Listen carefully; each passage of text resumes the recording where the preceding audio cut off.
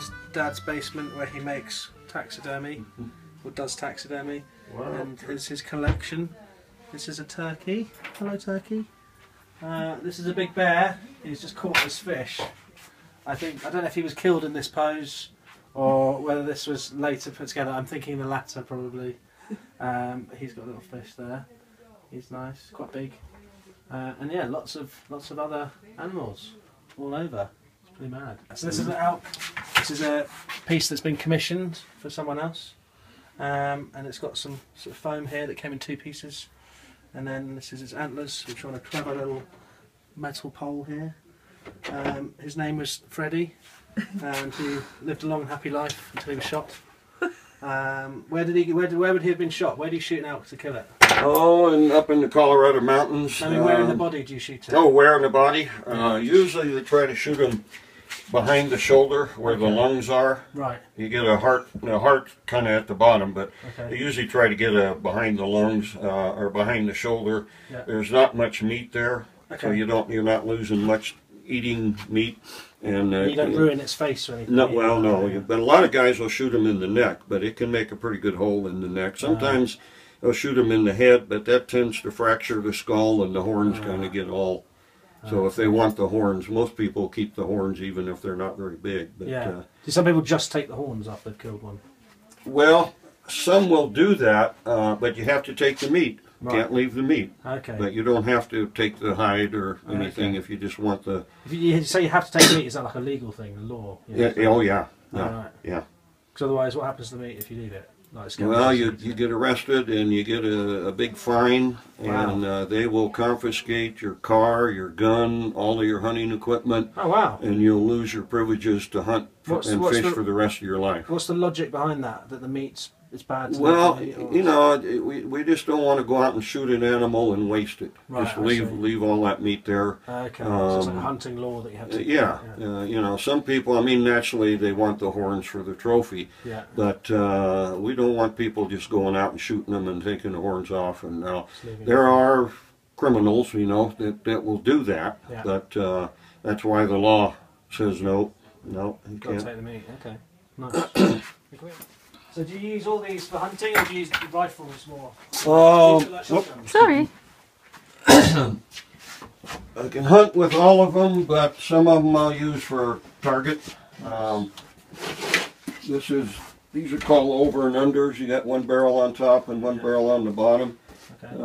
And that one is used quite a bit for target shooting. Nice. But any of these can be used either way. This is a shotgun with camouflage on it, and I use that for like turkey hunting when turkeys have really keen eyesight, and so you dress up in camouflage, cover your face all up, and so you don't want them to see you.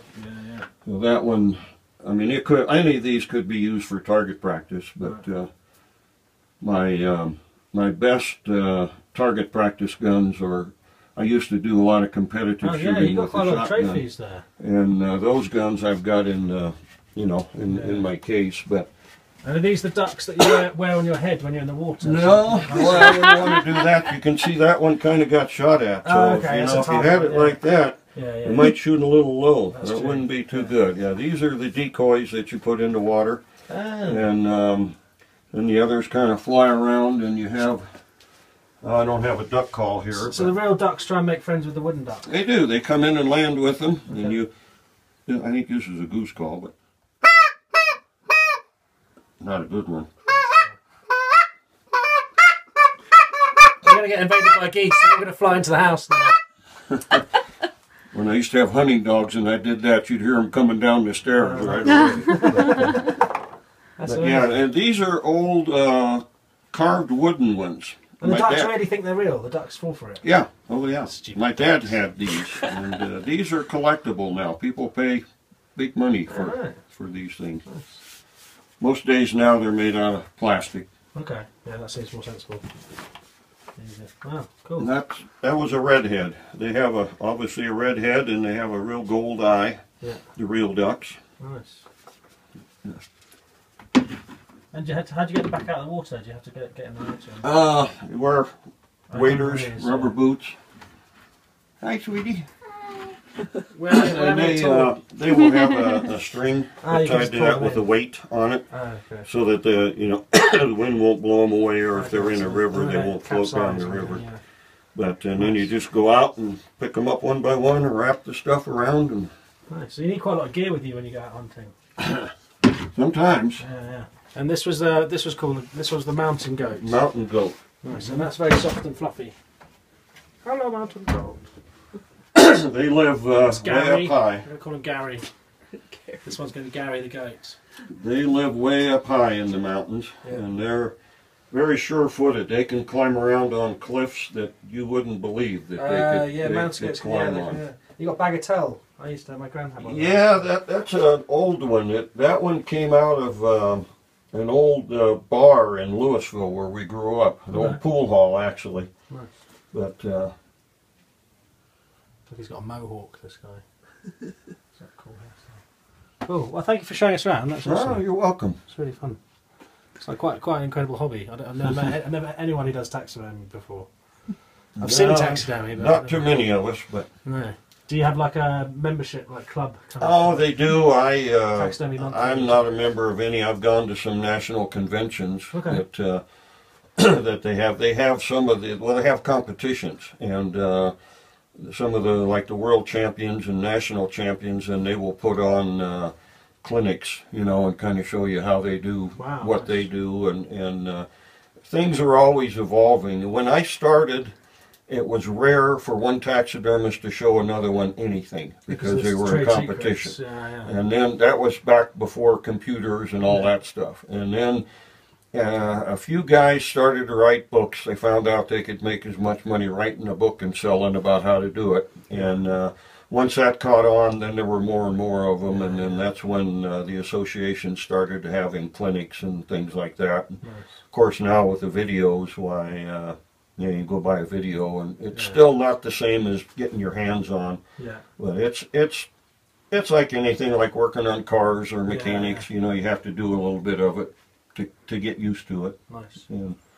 But you need the right tools and things as well. Yeah. You have to buy like the eyes in bulk. Yeah, you buy the eyes and the bodies and some of the other things. There are supply houses, where you buy that stuff. That's so cool. Years ago, they used to make their own bodies. Right. They would take the skeleton and then they would use clay and make a clay model. Wow. But more and more, there's more and more pieces that are coming in. I don't know if you can see here. See the pink inside there. Okay. That's the inside of the nostril. And used to have to paint that, but now you can buy a little plastic thing that you slip in before you put the hide on. You slip it in from the front, nice. And if you had a flashlight and shined the light in there, there's like blood vessels painted on. Oh wow, on that thing. That's extra realism. Wow. So do you have some of these, like your best work, upstairs displayed in the house? No. My wife has the upstairs. No, she wouldn't mind. But okay. I have my little... This is your haven. I have my cave down here, and I let her do... That's so I cool. keep threatening to go to Africa and shoot a warthog and put it over our bed, but I don't think the marriage would last long. So you have to get to designated shooting spots to shoot these things? Yeah, you have to have a license, and then a lot of them you have to go to a certain area, like the bighorn sheep and the mountain goat. You apply for a certain specific area. Okay. Now there are a number of them around the state. And a limited number of right, and they limit how many you can hunt. Right. Wow. And then of course like geese and ducks, there's limits on how many you can shoot in a day. Wow. Those you can kind of pretty much go anywhere, but... Wow, that's incredible.